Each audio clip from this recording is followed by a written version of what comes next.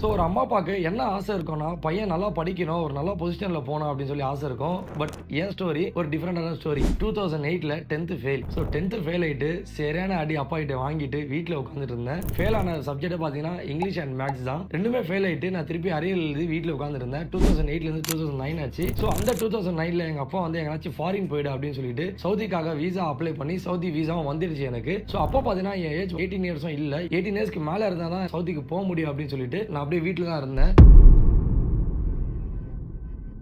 என் friend பார்த்தீங்கன்னா ஒரு antivirus CD வாங்கணும் அப்படின்னு சொல்லி எனக்கு நுங்கப்பாக்கம் கூட்டு போனாங்க. ஸோ நான் அவர் கூட போயிருந்தேன். அவர் போயிட்டு ஆன்டிவைரஸ் சிடி வாங்குற வரைக்கும் அந்த ஓனர்கிட்ட நான் அப்ரோச் பண்ணேன். சார் நான் 10th ஃபெயிலாக இருக்கேன். ஸோ நான் வந்து வீட்டில் இருக்கேன், எனக்கு ஏதாச்சும் ஜாப் கிடைக்குமா அப்படின்னு சொல்லி நான் கேட்டேன். ஆஃபீஸ் பாய் வந்து அப்பாயிண்ட் பண்ணாங்க. ஸோ ஒர்க் பண்ணது சேலரி பார்த்தீங்கன்னா ஜஸ்ட் 3000 rupees. ஆனால் வெளியே வந்தது 2013 மேல வெளியே வரும்போது என் சேலரி எவ்வளோ தெரியுமா? 38,000 rupees. 2009லேருந்து 2013 வரைக்கும் என் லைஃப் அப்படியே சேஞ்ச் ஆயிடுச்சு. ஸோ நான் அதே ஸ்டோர்ல இருந்து வெளியே வந்தேன்.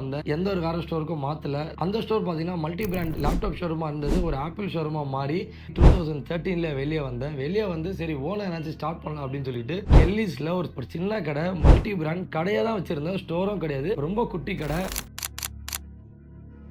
2013ல ஆப்பிள் ஸ்டோர் வந்து வெளியே வந்து 1000 rupees ஃபோன் வந்து சேல் பண்ணிருந்தேன். அப்போ வந்து என்னோட இன்கம் பார்த்தீங்கன்னா ஒரு நாளைக்கு 200 ரூபா 300 ரூபா தான் எனக்கு வந்து பிஸ்னஸ் ஆகும். அதில் எனக்கு ப்ராஃபிட் வரும். ஸோ அதையும் நான் தாண்டி ரொம்ப ஸ்ட்ராங்காக இல்லை, நம்ம பண்ணலாம், ஒரு நாள் அங்கே சக்ஸஸ் ஆகும் அப்படின்னு சொல்லிட்டு 2013லேருந்து 2022 கொரோனா வரைக்கும் அதே ஸ்டோர்லேயே இருந்து கொஞ்சம் கொஞ்சமாக பிக்கப் பண்ணி எனக்கு பர் மந்த் 50,000 to 60,000 இன்கம் வர மாதிரி நான் பார்த்துக்கிட்டேன். பட் ஒன்று நான் எப்போ 2009ல நான் ஒர்க் ஸ்டார்ட் பண்ணணும் அப்போலேருந்து இனி வரைக்கும் எங்கள் அப்பாவுக்கு நான் கொஞ்சம் கஷ்டமே தரல. ஸோ என் காசுல தான் நான் அப்படியே ஃபுல்லாக வந்து எனக்கு சர்வைவ் எல்லாமே நான் பண்ணிட்டு இருக்கேன். 2013லேருந்து 2022 கொரோனா வரைக்கும் அந்த ஸ்டோர்ல இருந்து அப்படியே இருந்து எனக்கு கல்யாணம், எங்கள் அம்மா அப்பாவுக்கு பார்த்து ஒரு நல்ல ஒரு ஃபேமிலியாக ரன் பண்ணிட்டு இருந்தேன். 2022ல அன்பார்ச்சுனேட்லி என்னோட கடை ஓனர் எனக்கு கடை வெக்கேட் பண்ண சொல்லிட்டாங்க.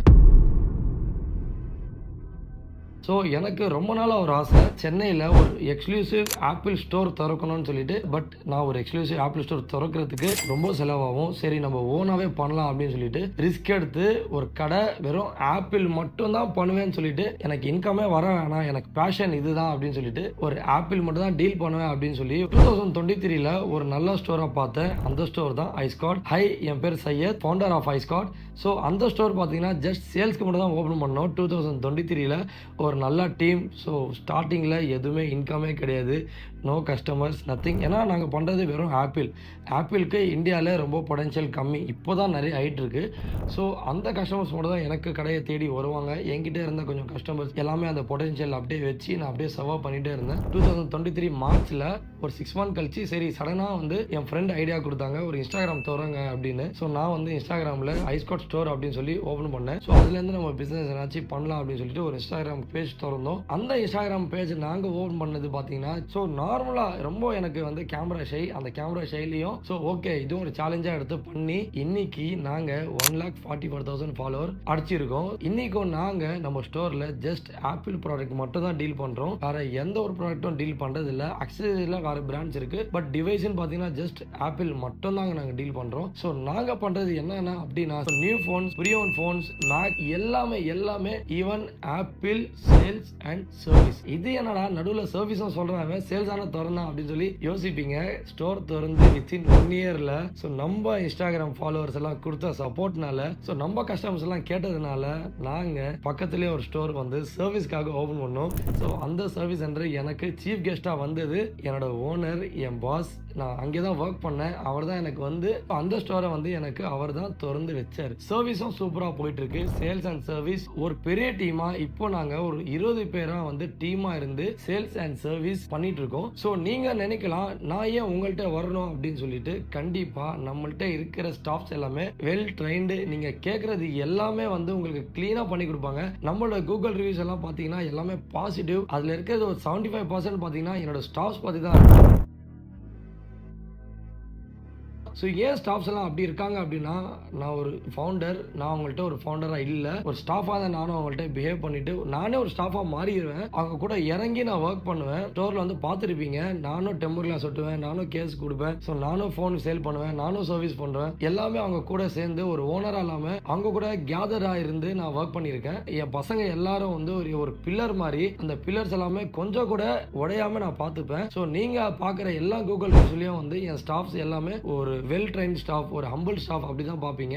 ஏன் அப்படின்னா நம்மள்ட்ட இருக்கிற ஸ்டாஃப்ஸ் எல்லாமே க்ளீனாக அவங்களுக்கு என்ன தேவை அப்படின்னு சொல்லி, இப்போ நீங்கள் ஒரு ஸ்டூடெண்ட்டாக இருக்கீங்க, நீங்கள் என்ன கேட்டு வரீங்க அப்படின்னு சொல்லிட்டு ஒருத்தர் ஒரு எக்ஸ்பர்ட்டாக இருக்காங்க.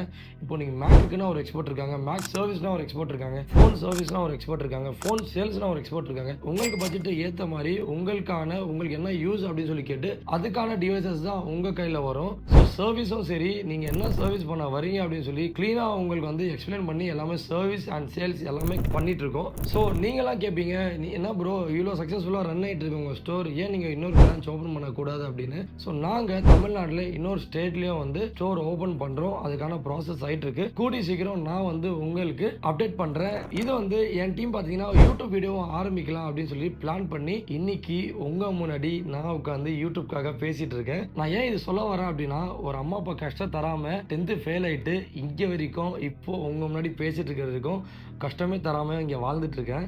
ஸோ இந்த எக்ஸாம்பிள் உங்கள் எல்லாருக்கும் வேணும். நீங்களும் ஏதாச்சும் ஃபெயில் ஆகிட்டீங்க அப்படின்னா ஒரு தப்பான டிசிஷன் எடுக்காமல் உங்கள் லைஃப்பில் நீங்கள் வந்து நல்லா முன்னேற்றமாக வருவீங்க அப்படின்னு சொல்லிட்டு ஒரு நம்பிக்கை வைங்க. ஸோ அந்த நம்பிக்கை கண்டிப்பாக உங்களுக்கு ஹெல்ப் பண்ணும். ஸோ நீங்கள் பண்ண வேண்டியது எனக்காக ஒரு சப்போர்ட் என்ன அப்படின்னா, சப்ஸ்கிரைப் பண்ணி நம்மளுக்காக நீங்கள் சப்போர்ட் பண்ணிங்கன்னா உங்களுக்கு தேவையானது நான் கண்டிப்பாக கொடுத்துட்ருப்பேன். ஸோ இந்த யூடியூப் சேனலில் பார்த்தீங்கன்னா என்னென்ன வரும் அப்படின்னா, நம்மளோட ப்ராடக்ட் பற்றி டீட்டெயில்டாக வரும். ஏன்னா இன்ஸ்டாகிராமில் 1 minute தான் போட முடியும்.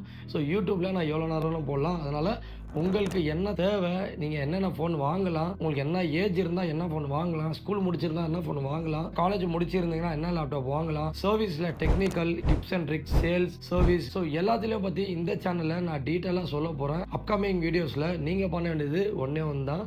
ஸோ நம்மளுக்கு கண்டிப்பாக சப்ஸ்கிரைப் பண்ணி வீடியோவை தொடர்ந்து சப்போர்ட் பண்ணிடுங்க. Bye guys.